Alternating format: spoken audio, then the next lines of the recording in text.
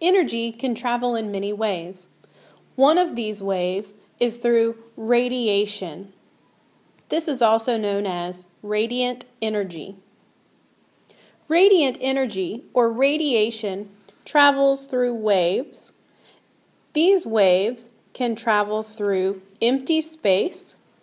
They can also travel through certain materials like glass or plastic. Radiation traveling through space is how the Earth gets its energy from the sun.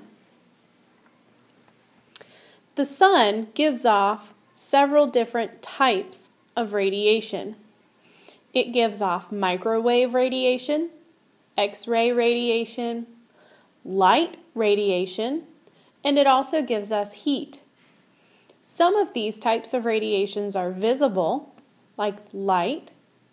Other types are invisible, like heat and X-rays. Everything here on Earth is made up of matter.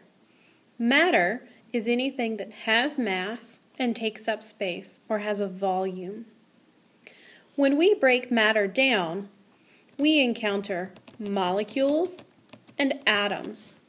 Molecules and atoms are called the building blocks of life because they make up everything that we know of. When radiation or radiant energy reaches Earth, it begins to heat up the particles that it encounters. The first particles that this heat encounters, like this particle and this particle, begin to move faster. When they move faster, they hit or collide the particles that are closest to them. When these particles are hit, they also move faster. And when they move faster, they hit or collide with the particles that are around them. As you can see, simply by heating up a few particles, you have started a chain reaction of sorts, and all of the particles down the line will begin to move faster and collide. This is known as heat.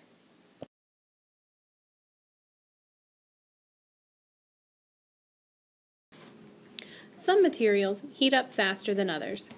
If we took a metal spoon and put it into a pot of boiling pasta, and also took a wooden spoon and put it into the same pot, the metal spoon, after a few minutes, would be too hot to touch, while the wooden spoon would still be cool enough for us to stir the pasta.